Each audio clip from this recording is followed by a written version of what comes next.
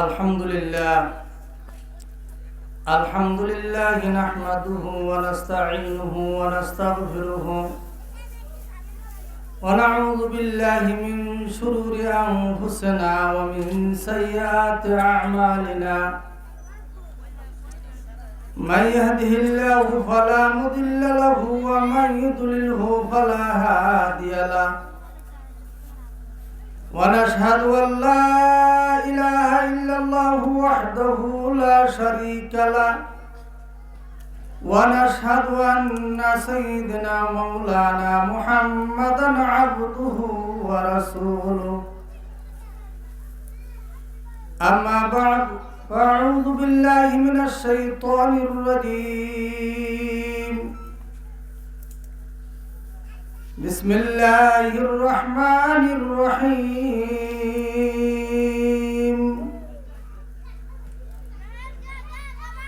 ومن أعرض عن ذكري فإن له معيشة ضنكا ونحشره يوم القيامة أعمى قال ربي لما حشرتني أعمى وقد كنت بصيرا وقال رسول الله صلى الله عليه وسلم الدنيا زيفة وطالبها كلاب أو كما قال عليه الصلاة والسلام بلغ العلا بكماله كشف الدجى بجماله حسنة جميع خصاله صلوا عليه وآله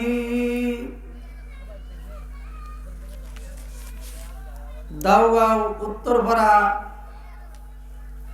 পাঞ্জরাটা জামে মসজিদের উদ্যোগে আয়োজিত আজকের এই ইসলামী মহাসম্মেলনের সভাপতি আলহাজ মৌলানা মকবুল হোসেন সাহেব দামাত বারাকাতুহুম, আল্লাহ তাআলা তার হায়াতের মধ্যে বরকত দান করুক। সকলে বলেন আমিন। আল্লাহ তাআলা তাকে সিহাতে কুল্লিয়া আজলা দায়মা নসিব করুন। সকলে বলেন আমিন। আজকের এই সভার সভাপতি ও ওয়াইজেনে কেরাম সকলকে আল্লাহ তাআলা হায়াত তৈবা নসিব করুন। সকলে বলে আমিন।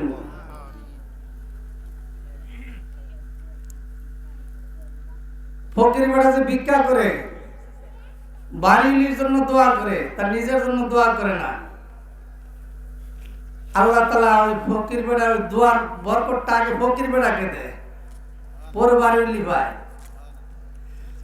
আমরা যে দোয়া করতেছি আল্লাহ তাআলা বলবেন বা বলেন যে এই বান্দা তুই দোয়া তোর আগে দিয়া লই। এই জন্য বেশি বেশি অপরের জন্য যে দোয়া চায় আল্লাহ তাআলা তাকে ওই দোয়ার বরকত তাকে আল্লাহ তাআলা দান করেন। আমরা এই মাইকে প্রচার শুনেছি, হ্যান্ডবিল পোস্টার আছে, মাইকে অনেক প্রচার হয়েছে, হ্যান্ডেল পোস্টার ছাপা হয়েছে, কালেকশন হয়েছে। আমার মনে হয় অত্র এলাকার 1-1.5 মাইল 2 মাইলের মধ্যে এখানে সভা আছে, জানার কথা বাকি নাই। কিন্তু সকলে আসতে পারছে, আসতে পারে নাই।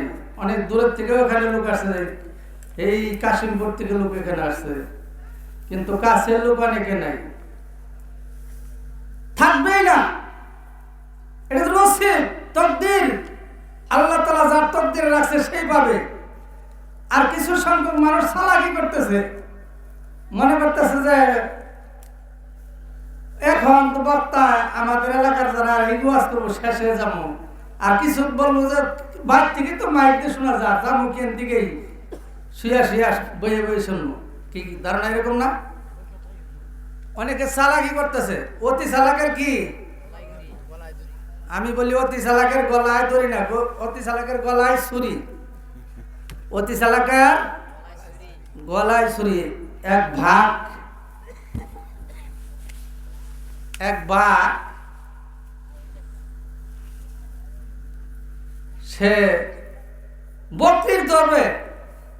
আমাদের দেশে তো বকরি দুই চারটা, এক দুটা চারটা পাঁচটা, বেশি কেউ পারে না। কিন্তু সৌদিতে দেখছি সেখানে শত শত 500, 700, 800, 1500 একসাথে পারে।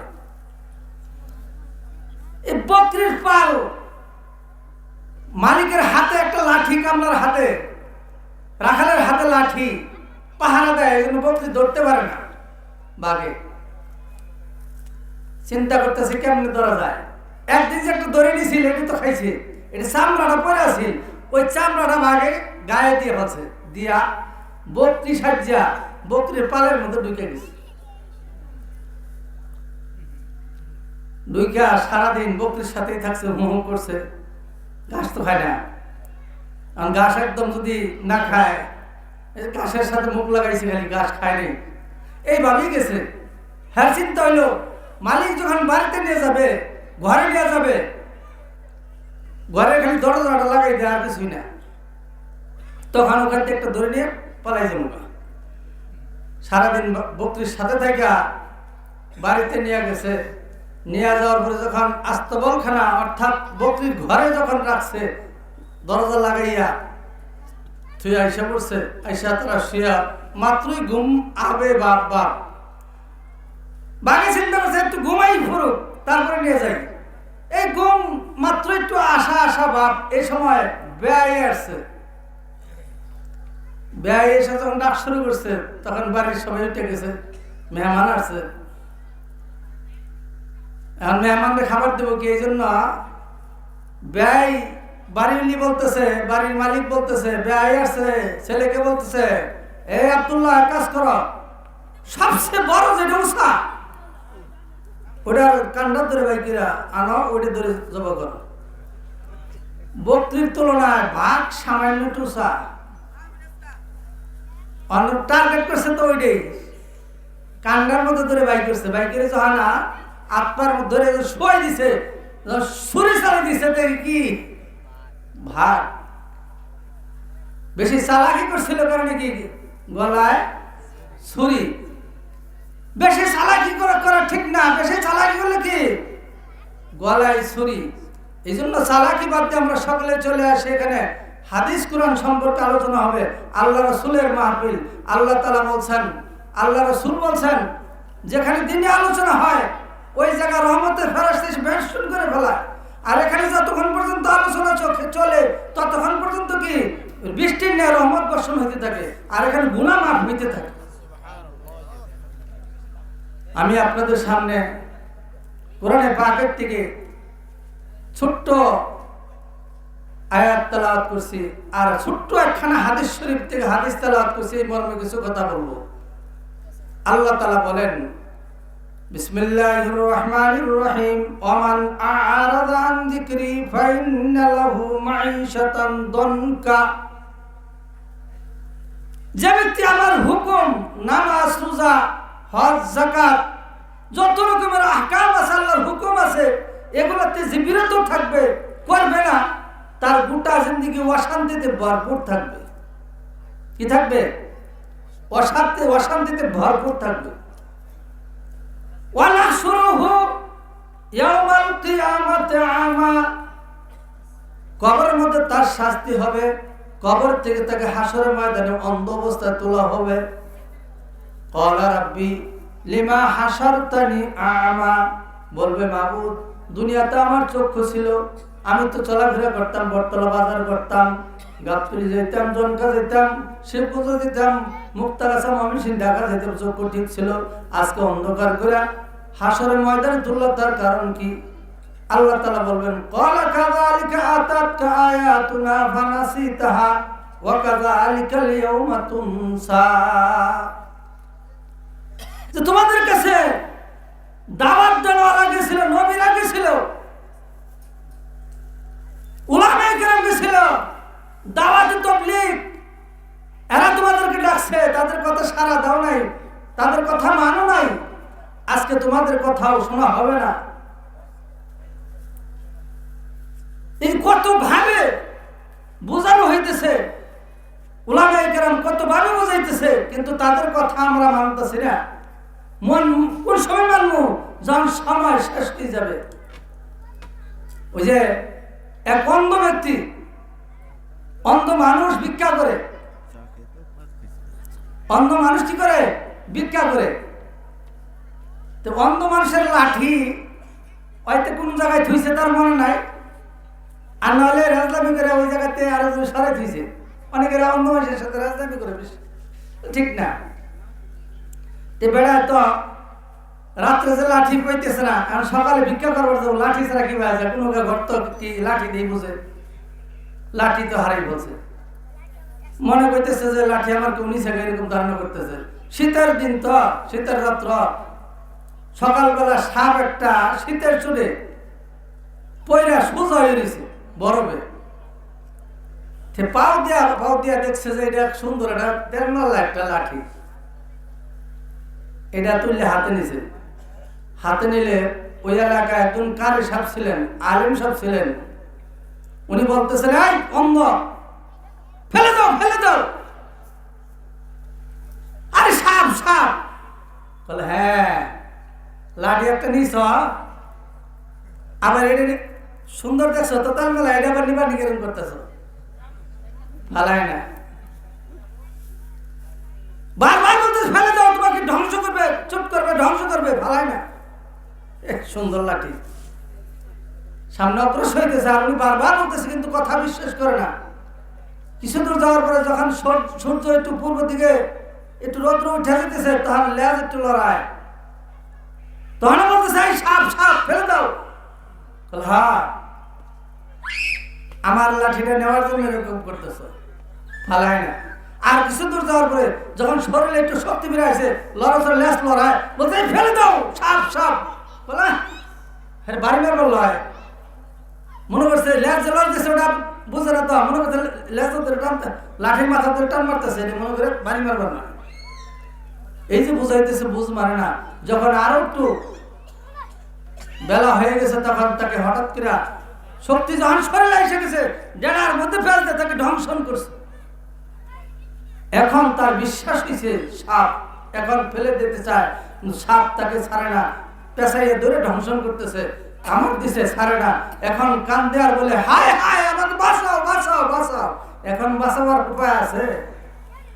সময় শেষ হয়ে গেলে আফসোস করলে কোনো ফায়দা হবে না। এখনই আফসোস করার সময়, খালি সময় শেষ হয়ে গেলে, এই বাতাসটা বন্ধ হয়ে গেলে কি সব শেষ। জালে দুনিয়া সুয়ারু সার আসতে আস, দর্দ রুজি সবে দিগার খাসতে আস। এই দুনিয়াটা কি নতুন বধূ সাজ্জা রয়েছে, একজন রে বুড়া বানিয়ে কবরে পাঠিয়ে দিতেছে, আর এক যুবক স্বামী ধরতেছে, এরা আবার বুড়া করে কবরে পাঠিয়ে দিতেছে, আবার নতুন স্বামী গ্রহণ করতেছে। এই দুনিয়াটা নতুন বধূর সাথে উদাহরণ দিছে শেখ ফরিদউদ্দিন আত্মার রহমাতুল্লাহ আলাইহি। তা আসলে আমি বলতেছিলাম যে দুনিয়ার মধ্যে যারা আল্লাহর হুকুম, নবীর তরিকা মানবে, তাদের জন্য আল্লাহ তাআলা জান্নাত দান করবেন। আর যারা আল্লাহর হুকুম, নবীর তরিকা মানবে না, তাদের জন্য আল্লাহ তাআলা কি করবেন? জাহান্নাম তৈরি করে গেছেন, তাদেরকে জাহান্নামে দিবেন। আমরা জাহান্নামে যাইতে চাই না জান্নাতে যাইতে চাই? কারা কারা যাবার চাই? বাপরে বাপ, একজন বাদ নেই, সবাই যাবার চাই। জান্নাতে যাওয়ার চাই। জান্নাতে যাওয়ার কিছু ঘুমর আছে, কিছু কাজ আছে। আমি জান্নাতে যাবার চাইলে জান্নাতে যাবার হবে না, কিছু কাজ করতে হবে, এটা তো বুঝি আমরা। হ্যাঁ, দুনিয়ার মধ্যে মানুষ জীবিত থাকতে চায়, প্রত্যেক মানুষের কমন চাহিদা জীবিত থাকতে চায়, কিন্তু জীবিত থাকতে পারা যায় না। 2 নম্বর কমন চাহিদা প্রত্যেক ব্যক্তিরই, মানুষ জোয়ান থাকতে চায়, কিন্তু জোয়ান থাকা যায়? কথা বলেন না, জোয়ান থাকা যায়? যায় না। 3 নম্বরে দুনিয়াতে সুস্থ থাকতে চায়, কিন্তু দুনিয়া সুস্থ থাকার জায়গা না, থাকা যায় না। 4 নম্বর সকলে আরামে থাকতে চায়, কিন্তু আরামে থাকা যায় না। 1 নম্বর সকলে জীবিত থাকতে চায়, মরতে চায় না। 2 নম্বরে সকলে কি যুবক থাকতে চায়, থাকা যায় না। 3 নম্বরে সকলে কি সুস্থ থাকতে চায়, থাকা যায় না। 4 নম্বরে সকলে কি আরামে থাকতে চায়, কিন্তু দুনিয়া আরামের জায়গা না। এই 4টা পাওয়া যাবে কোথায়? জান্নাতে। বেহেশত আযা কি আযারে নবাশাত, কাছে বা কাছে কারে নবাশাত। हौरों गिल्मा जितने नियामत है तो सबसे बढ़कर नियामत दीदार तो। বেহেশতের মধ্যে পাওয়া যাবে 4টা নিয়ামত। 1 নম্বর নিয়ামত হলো যে মানুষ কি সারা জিন্দেগি জীবিত থাকতে চায়, কেউ মরতে চায় না। আজকে একটা জানাজায় গেছিলাম, এই স্যার ভাই এই লাঠি হলে 2টা তুলে দিন, এই যে 2টা লাঠি লাগতেছে ওরা। আজকে একটা জানাজায় গেছিলাম, অনেক লোক হয়েছে। সোনারগাঁয়ে মাস্টার আলহাজ আব্দুর রাজাক মাস্টার সাহেব, অনেক লোক হয়েছে, অনেক লম্বা হায়াত হয়েছেন, অনেক সমাজী অনেক কাজকর্ম করছেন। যাই হোক, দুনিয়ার সমস্ত মানুষ কি মরতে চায় না, সকলে জীবিত থাকতে চায়। কেউ জীবিত থাকতে পারবে, কেউ পারবে না, মরতেই হবে।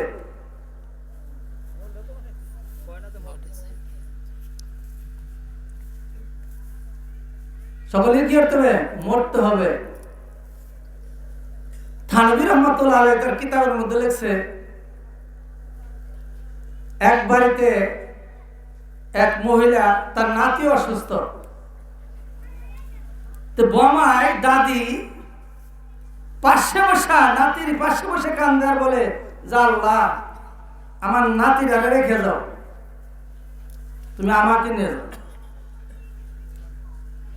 কি ছেলে খুব খুশি, পুত্র বউ খুব খুশি যে আমার শাশুড়ি আর ছেলে বলে আমার মা আমার ছেলের জন্য দোয়া করে, সে মরে যেতে চায় কিন্তু আমার বাচ্চার জন্য দোয়া করে। কত পাগল আমার বাচ্চার জন্য। আসলে দোয়াটা কি সঠিক না অসঠিক? পরে বোঝা গেছে যে ঠিক না। ওইটা পুত্র বউরে আর ছেলের খুশি করার জন্য বলছে। পরে বোঝা গেছে ওই বাড়িতে একটা কালো ষাঁড় বাঁধত। ষাঁড়ের রাত্রে শোয়ার সময় একটা পাতিলে করে খোল বুসি দিয়া বাড়ির মালিক যে সে শুয়ে বসছে। ও খোলের মধ্যে মজা ভাইয়া মুখ তো ঢুকাইতে সিং সহ ঢুকাই দিছে। ঢুকাইতে এখন সিং আর বাইরে করতে পারে না, এই যে লড়াচড়া করে বাইরে না, এখন চোখ ভিতরে পড়ে গেছে, দেখে না কিচ্ছুই। সে পাগলের মতো হয়ে গেছে, টানবে রশি ছিঁড়া বলছে, রশি ছিঁড়া অন্ধকার তো কিছু দেখে না। সে দৌড় দিছে, দৌড় দিয়ে ওই মহিলার ঘরের মধ্যে উঠছে। ওই মহিলা তো আজরাইল দেখছে না কোনোদিন। মহিলা বলে, বাবা আজরাইল, কি বলে, বাবা আজরাইল আমি বুড়ো হয়েছি ঠিক, কিন্তু আমি অসুস্থ না। বাবা আজরাইল আমি অসুস্থ হয়েছি না, আমি বুড়ো হয়েছি কিন্তু অসুস্থ হয়েছি না। আমার নাতি বুড়া ওটা ওই রুম, তুমি রুম হয়েছে। তাহলে বুড়াও কি মরতে চায়? চায় না, কেউ মরতে চায় না। সকলে জীবিত থাকতে চায়, ডাক্তারের কাছে যায়। এই দেশে না হলেও বিদেশ দিয়ে চিকিৎসা করা শেষ চেষ্টা করে, কিন্তু তারপরেও কি জীবিত থাকতে পারে না, কেউ পারবেও না। 2 নম্বরে সকলেই যুবক থাকতে চায়, কিন্তু দুনিয়াতে যুবক থাকার কোনো উপায় নেই। কবে জানি দাড়ি জ্বালাইছে, আবার কবে জানি পার করছে, তারিখ কেউ জানা নাই। আবার হঠাৎ করে আজরাইল আসবে, এটাও কেউ জানা থাকতো না। হঠাৎ করে আজরাইল খপ করে দরবাইসা, কারে ধরব কোন দিন কোন সময় ধরবে জানা যায় না। আমরা দেখতেছি বাপ রয়েছে ছেলে চলে যেতেছে, দাদা রয়েছে নাতিন চলে যেতেছে। কিন্তু পাকা দাড়িওয়ালার দাম বেশি কাঁচা দাড়িওয়ালার চাইতে যদি আমল ভালো থাকে। আর যদি আমল ভালো না থাকে, চাষা দাড়ি চাষা বাটি যদি হয়, যত বয়স হোক কিন্তু তার দাম নাই। যদি দাড়িওয়ালা নামাজি হয়, পরহেজগার হয়, খুদা বিরো হয়, তার দাম আল্লাহ আল্লাহর এক বান্দা কবরে গেছে, মাটি দিছে। ইয়াহইয়া ইবনে আকসাম মাটি দেওয়ার পরে ফেরেশতা এসে জিজ্ঞাসা করতেছে, মা রাব্বুকা ওয়া মা দীনুকা ওয়া মান নাবিয়ুকা মান হাযার রাজুলুল্লাযী বুইসা বিকুম। তোমার রবকে, তোমার দিন কি, ওই ব্যক্তিকে রাসূল পাক সাল্লাল্লাহু আলাইহি ওয়াসাল্লামকে দেখাবেন। তো ওই ব্যক্তি কোনো উত্তর দেয় না। ওইতে বলবো হা হা লা আদরি, আমি কিছুই জানি না, বা জবাব দিবে এরকম একটা বলবে, কিন্তু কিছুই বলতেছে না। বিরক্ত হয়ে না মুখটা বন্ধ করে বলেছে। ফেরেশতাদের অভ্যাস হলো যতটুকু যোগ্যতা আল্লাহ তাআলা তাদেরকে দিছে অতটুকুই কাজ করতে পারে, বেশি একটু করতে পারে না। মানুষ বুদ্ধি করে অনেক কিছু করে হেলায়, ফেরেশতারা পারে না। তো ফেরেশতা তো চিন্তা করে গেছি, এরকম মুর্দার আর জীবনে পাইছি না, কথাও কয় না, উত্তর দেয় না। তা আল্লাহর কাছে ফেরেশতা জিজ্ঞাসা করতেছে, আল্লাহ এটা কিরকম মুর্দা পাইলাম, কোন উত্তর দেয় না। আমি কথা বলি। আল্লাহ তাআলা ডাক দিলেন, হে ইয়াহইয়া ইবনে আকসাম, কি ব্যাপার? ফেরেশতাদের প্রশ্নের উত্তর দিবা, তুমি যে রাগ করো না, ব্যাপারটা কি? বলে, আল্লাহ আমি একটা হাদিস নিয়ে চিন্তা করতেছিলাম, তোমার নবী বলছে পাকা দাড়িওয়ালার মর্যাদা বেশি, পাকা দাড়িওয়ালাকে দেখি তুমি শরম পাও। তা আমি তো মুরব্বী, আমার দাড়ি সাদা। তো ফেরেশতারা আমারে ধমক মারতে চাইছা, মার রাব্বুকা আমার দীনুকা মান নাবিয়ুকা, একটু আদবের সাথে একটু ভালো করে আমাকে জিজ্ঞাসা করবে। আমি মুরব্বী মানুষ, তারা মুরব্বী সম্মান দেখাইতেছে না, এই জন্য আমি কোনো কথা বলতেছি না, রাগ করতেছি। আল্লাহ তাআলা বলল, তুই তো 2 নম্বর বুড়া। কিরকম? তোর দাড়ি তো চুল পাকছে না, 1-2টা পাকছে, তুই যে দাড়ির মধ্যে আড়া লাগাইছ। অর্থাৎ উনি মৃত্যুর সময় ছেলেদেরকে ওষুধ করে গেছে, আমি মারা যাওয়ার সময় আমার দাড়ি তো পাকে নাই, পাকা দাড়িওয়ালার খুব মর্যাদা, আমার দাড়ির মধ্যে একটু কলম দিয়ে দিও, আড়া দিয়ে লাগে, আড়া লাগাই দিও। আড়া লাগাই দিছে। তো তুই তো 2 নম্বর বুড়া, এরকম করছে, আড়া লাগাইছে। আল্লাহ তোমার আযাবের ভয়ে, আল্লাহ তাআলা বলল যে আমার আযাবের ভয়ে যত তুই এরকম করছিস, যা তোর মাফ করে দিলাম। এজন্য বয়স হইলে ওই রকম বয়স্ক লোক, যার আমল ভালো, যার তাহাজ্জুদ আছে, যার হজ আছে, যার যাকাত আছে, যার নামাজ আছে, সব আছে, ওই ব্যক্তি আল্লাহ তাআলা সম্মান করেন, ওই ব্যক্তিকে আল্লাহ তাআলা লজ্জা করেন, তাকে শাস্তি দেয় না। বুড়া চোর ধরা বললে মায়ের বেশি না কম? কম। আর জোয়ান চোর ধরা বললে তার উপায় নাই।